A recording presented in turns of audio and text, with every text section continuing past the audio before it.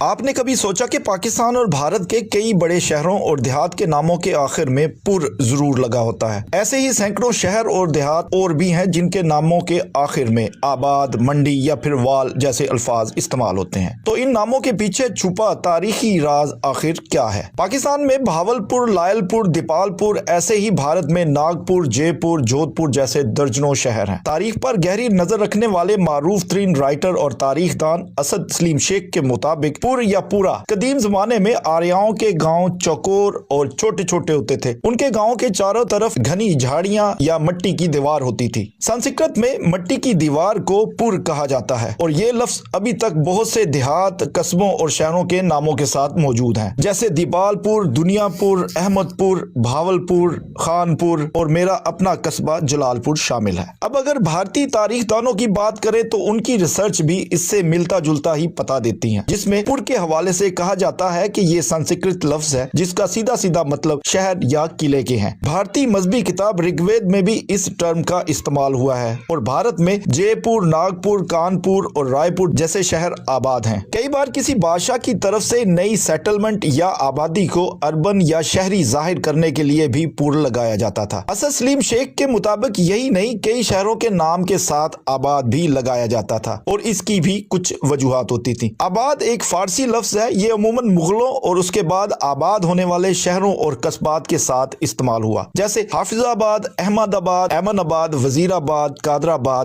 فاروق آباد اور فیصل آباد۔ اسی طرح کچھ شہر اور قصبے ایسے بھی ہیں جن کے آخر میں منڈی کا لفظ استعمال کیا جاتا ہے۔ انگریزی عہد میں کئی مقامات پر زرعی اجناس کی خرید و فروخت کے لیے غلہ منڈیاں قائم کی گئی اور باقاعدہ منصوبے کے تحت آبادیاں بسائی گئی اور رفتہ رفتہ یہ باقاعدہ قصبات اور شہر بنتے گئے۔ ان شہروں کے ساتھ عمومی طور پر منڈی کا لفظ استعمال ہوا ہے، جیسے منڈی بہاولدین، نارنگ منڈی، منڈی صادق آباد، گگو منڈی، مانگا منڈی، سکھے کی منڈی اور کالے کی منڈی شامل ہیں۔ ایسے کچھ شہروں اور قصبوں کے ناموں کے ساتھ وال، والا یا والی کا لفظ آتا ہے، جیسے چکوال، شادی وال، منگووال، نارووال، ظفروال، گجرانوالا، فیروز والا اور میاں والی، کبیر والا اور برے والا شامل ہے۔ اسی طرح کچھ دیہاتوں اور شہروں کے ناموں کے ساتھ پنڈ یا پنڈی لگایا جاتا ہے۔ یہ پنجابی زبان کا لفظ ہے اور اس کا مطلب آبادی کے ہیں۔ ایسے شہروں میں راول پنڈی، پنڈ دادن خان اور پنڈی بھٹیاں شامل ہیں۔ ایسے ہی گڑھ یا گڑھی، جہاں قلعہ ہو یا شہر کے گرد فصیل ہو اس کو گڑھ یا گڑھی کہا جاتا ہے، جیسے شکر گڑھ، گڑھ مہاراجہ، مظفر گڑھ، سردار گڑھ اور شیر گڑھ شامل ہیں۔ ایسے ہی کوٹ، کوٹلی یا کوٹلا، یہ الفاظ بھی قلعہ یا فصیل شہر کے طور پر استعمال ہوتے ہیں۔ ان ناموں والے شہروں اور قصبات میں سیال کوٹ، شاہ کوٹ، ڈچ کوٹ، شور کوٹ، کلور کوٹ،